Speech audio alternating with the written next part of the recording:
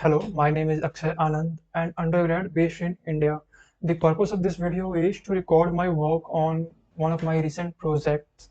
The project is quite important and exciting for me because I got exposure of a lot of new technologies which I haven't used earlier, including AWS Lambda, including serverless framework, Twilio, and others. So let's start with the overview of this project. Then I will try to cover all the specs, including folder structure, code base, serverless, and AWS also. So let's jump in it. In this project, we will hear the word serverless quite often. So let's first see what it is. Serverless doesn't mean that we are not using server. It means we are not maintaining server by ourselves. It means the server is maintained by the cloud provider. As a developer, we just have to worry about the application which we will deploy on their platforms. Okay, so the official definition for this is cloud computing model that enables developer to build and run application code without worrying about underlying infrastructure. So underlying infrastructure means we don't have to care of RAM, EC2 servers, operating system, the run times which will require to build this or which will require to run this. It will be maintained by the cloud provider, just so we just have to focus on the application. So if we have a small team and if our project is not required that much computation power or resources, the serverless is a good choice in this project. Okay, so I am using serverless because I don't require a lot of computation. Just my code will execute on a certain frequency only, a certain number of times. So in this, you pay on the basis of the computation second you used. So it's a cheap in these terms. Okay. So if we take an example of where the serverless is useful, so suppose you have a website. It's almost a static website, but it just need to fetch certain amount of data every day, which is pushed by some developer on certain API. So in this case, if we deploy our project on EC2 with some EBS storage, some amount of RAM, which will always compute something to fetch data and always do computation whenever it gets refreshed. So it's not a optimal choice because you are using computation every time it's get refreshed or get loaded. It will waste of storage or computation, because if we fetch the API every day morning at 5, because that's the time when the data get pushed on the API. And once we fetch in a day in morning and we store it in our site, we directly push that site to the users. So we don't have to fetch data from the API every time when the user visits the site. So in this case, we can save this number of computation, and it is useful to use serverless in this case. Okay. Okay, in my case also, I'm just accessing API once a day. That's why I'm using serverless, and I don't have to take care of this backend infrastructure. Okay, so let's start with the folder structure. Okay, and we'll see. Okay, one more thing. When we build a serverless application, we require sort of framework that helps to write configuration files or provide us a template to write our code. So in this case, I am using this serverless framework. To install the serverless framework, we just have to write this command in our command prompt, and it will install serverless globally. Here the G flag means we are installing it globally. And with this serverless command, you can configure your serverless file with your project name, and then for deployment, we can use this SLS deploy keyword. The SLS stands for serverless. We can either write SLS or we can write serverless here. Okay, so let's start with our project folder structure.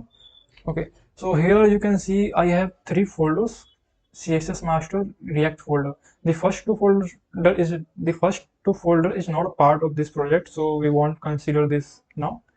And we are currently focusing on this serverless project, which is nasa space connect. In this, we have this many folders, and the .serverless folder get created when we deploy our project on our specific platform, cloud platform. It's a build file. Okay, like we have nasa connect.zip. It's a build file. This is like a compact version of all these codes we have written, and this is the file which is deployed on the platform. Okay, next is node module. It contains all the libraries which we will be using in this project. We will discuss more on this. Like it have this Axios we are using for API and other libraries also present inside this. So next is Git. So this file has nothing to do with the code execution. It is just to tell the CMD command prompt that this particular folder do not be pushed on Git or GitHub. Okay. So next is index.js. This is the main folder which execute our functionalities, and will see all the codes in details in after some time. And then we have package.json. So it is like metadata of our project, who built this, what is the version of the project, what is the description of the project, scripts like what, how to start the project, what keywords can be executed on the terminal, other things we can carry here, like what are the test cases, okay, and the author, and then dependencies. This is important because this particular libraries which are present in the dependencies are required to perform the function in correct manner, to execute this function in correct manner. So it's this package.json contains the brief metadata of our project, but this package.log.json, it contains the all the data regarding our project, all the libraries, all the dependencies, and dependencies of dependencies, everything is present there. Like here you can see we have the data regarding the project, here dependencies, here we have the Axios, their sub dependencies, and they all sort of has numbers, has values, everything. If you see the version, like we have the form data library in this project, and it have this version number. So in npm generally version numbers are written in three number format, with the separated by the dot, where the first value represent the major release, and the second value represent the minor release, and the third number which represent the patch number, like what sort of security updates and other updates which came in between this all releases.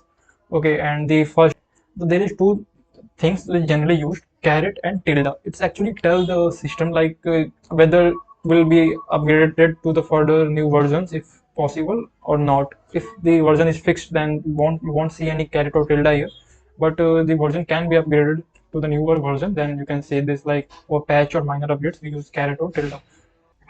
So now let's see the code base what we have written here. So we have two main files, serverless.yml, index.js. So let's start with the serverless.yml file. It's a configuration file. It's like JSON or XML. It stores the required information for configuring our project on cloud. Okay.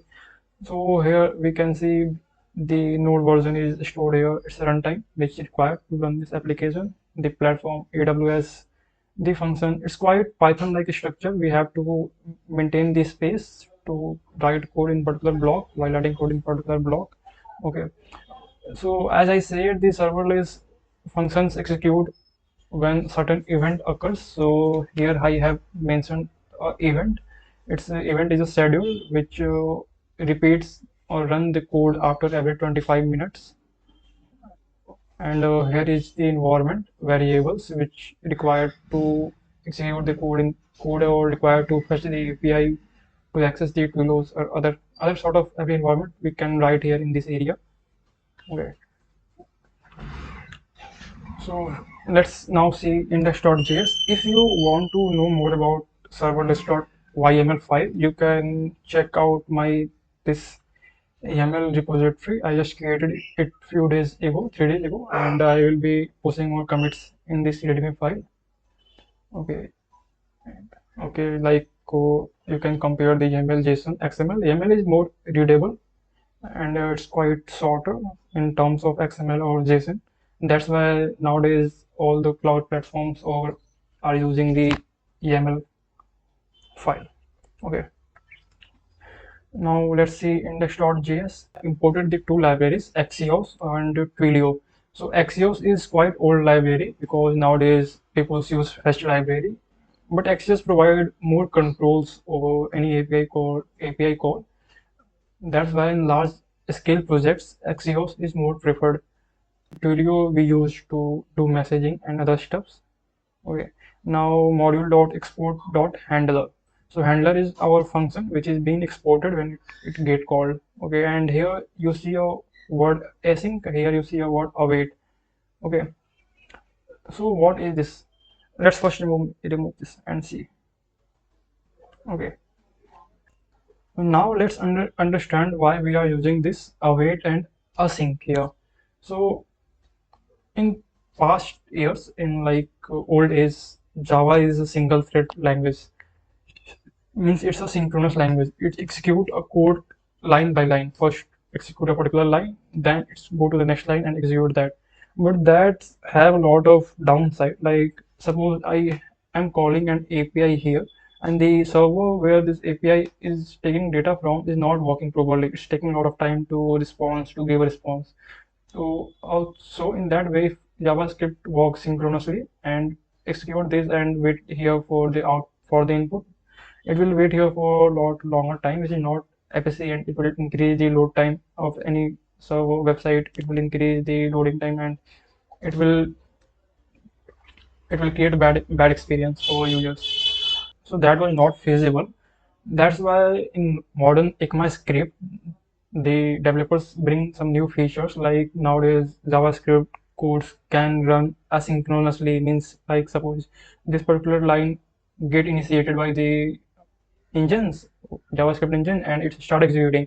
Now that engine won't wait here for this response. It will start executing this next line and then move to the next line, next line, next line. It won't wait for particular code to be completed before going to the next. So in these cases, this code runs in parallel, and when get executed it start and then it uses some callback and other features to store that in the variable. So although this is the effective way and this is the faster way, but it came with a lot of other issues. Like suppose I need this URL to be called here. Okay, and after calling this URL here, I need the data to be stored here. Suppose this URL and this API call is taking a lot of time, and our engine executor move to the next line, and where this fetch data is not updated yet because this is not done yet. So in this case, it will generate some sort of error, or it will give some wrong outputs. Okay, because we don't have data in this, but we are executing this line. We are trying to access the data. To resolve these issues, we use this keyword. What keyword? Async await.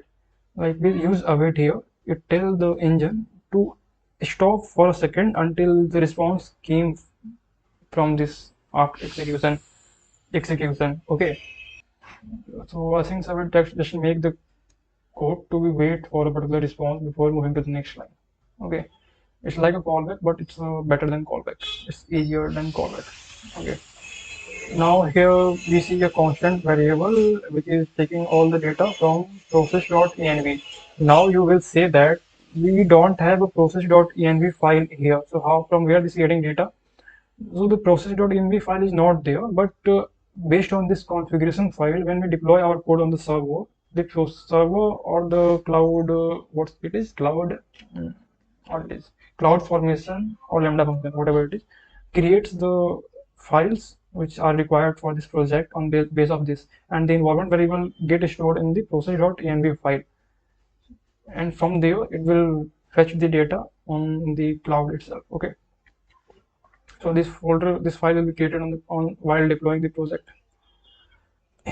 Here we are just defining the URL, and then we are calling the URL for data.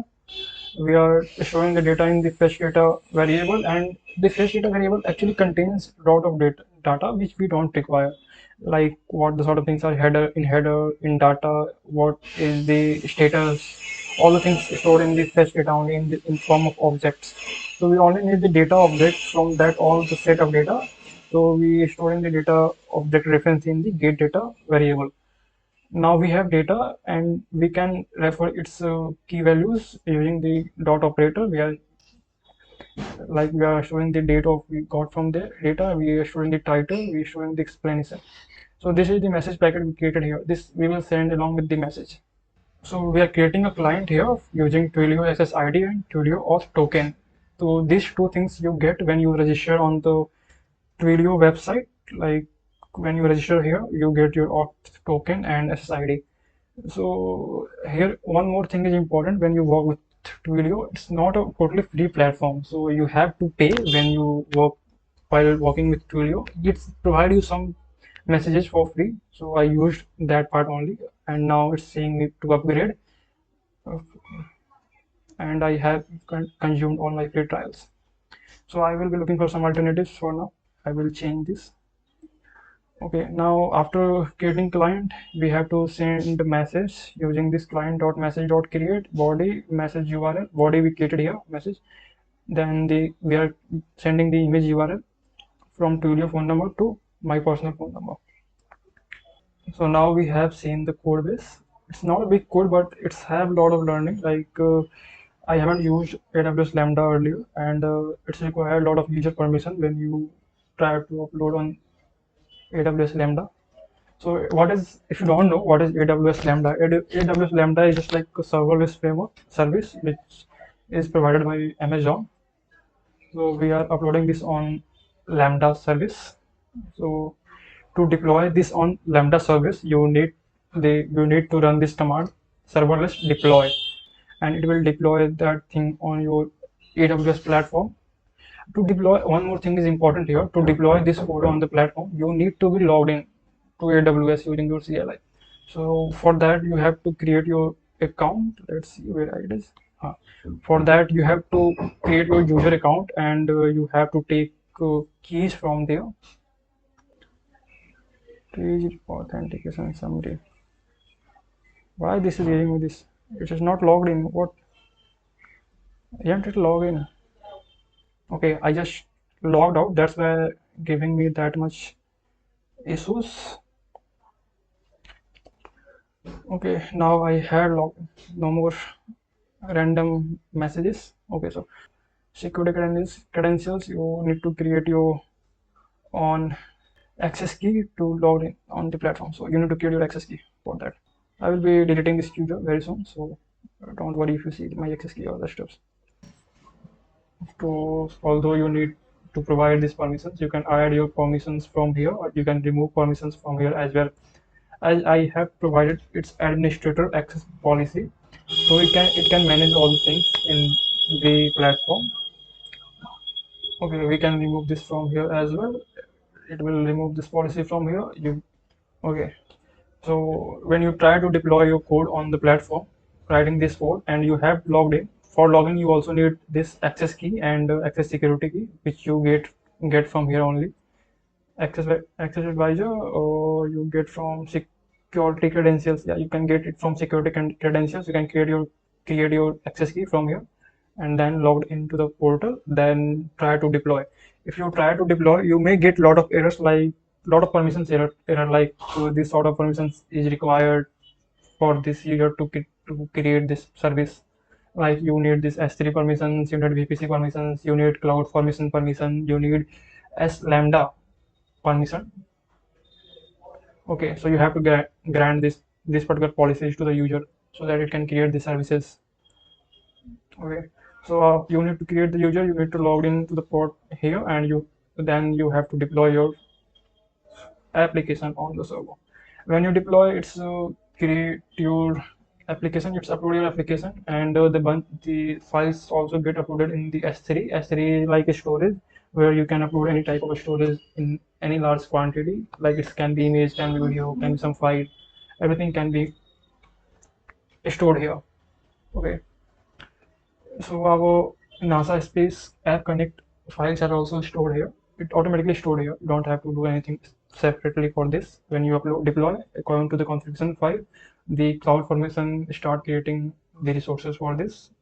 Okay, when you see the stack of information, when you came in the cloud formation, you see the stack of information, you can see all the things, resources. When you came to resources, you see the event resource, event rules also guaranteed, like it have to execute on particular event. So you like 25 minutes which we provided, like when you come to see the event bribe, you see it's getting executed at every 25 minutes period. That's event scheduled for the function. I have disabled this from here because the Twilio have reached the limit, so you can't send message on in free trial. That's why the function is not working now. But I can change. I can find some alternative of Twilio to make it work again. Okay, so we can enable it from here and disable it from here. Okay, so again we came in cloud formation. We see the sort of resources which is provided to this. We can see the lambda which is currently showing the function and execute the function on the base of the event which triggered from here. Okay, again we see the logs of the function, like whether an execution succeed or not, or what sort of error it gets. Everything gets stored in the log file. So we also have grant log permissions. That's why I grant administration permission, because I don't find any log permission in the permission. So I finally grant the administration permission to the user so that it can create the required things. Okay, IAM role S3 bucket to store the data. Okay, all the things we can find here. Okay, events, outputs. I think log is also there.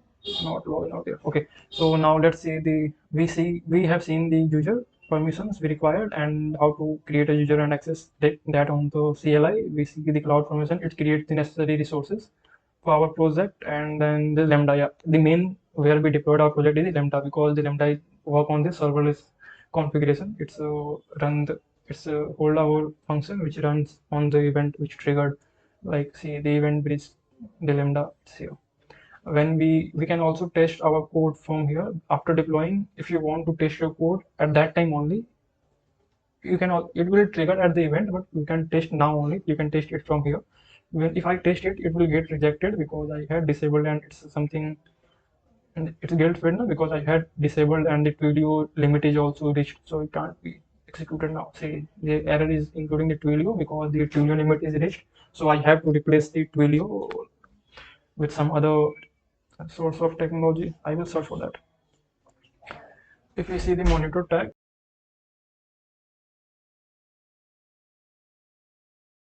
if you see the monitor tags, we can monitor when and how much our code has data has been executed. So it's not getting the data. Why it's not getting data? Let's click on the 3-day timeline, because okay, it's not getting data. Logs. Okay, let's see the matrix. Matrix would have some data. Like, let me click on the 3-day data because it's been a while since I have not executed this function. Okay, now the 3-day, and in a week this function is being executed, and we can see the success rate. Where is success rate errors? Yeah, here you can see the success rate. Initially it's working, and it's success rate now. Yeah, here you can see initially here is the 100% success, because at that time it's working on free trial, so it's working properly. After the free trial reached it, the Twilio start denying the messaging feature, so it's stopped working there. And then I disabled it. Okay, when we see in configuration, we can see the environment variables which we passed here in YAML environment variable. Everything is stored in the environment variable inside it. Okay, and other resources also. We can reach to the event bridge from here also. Okay, now let's see the other things. Yeah, here is the S3 bucket in which our data is stored. Like, we have stored the data here. Okay, so our file is stored here. .dev. Okay, there is 3 versions because I had posted the build file multiple times on the AWS Lambda server. That's why it's have this separate version of each deployment. Okay, so it have multiple deployments and all the files are stored in proper manner. Okay, so next is CloudWatch. CloudWatch actually maintains our log files, as what I remember. Let me just recheck it. It maintains all the log files which we require in this project, like any error gate, anything which occurred. So like, it's maintain the log file of this project. Here you can see the folder is there. That's here all the log streams, log events when it's occur. Last log is 28. Today is 28. Okay, so these many logs are there. So why the question rises, why I choose AWS instead of, I can choose Azure as well. I can choose GC, Google Cloud Platform, because I have experience on Google Cloud Platform. I had worked on that, but I haven't worked on Azure. But I will work. I am thinking of working on that, creating some things on that also.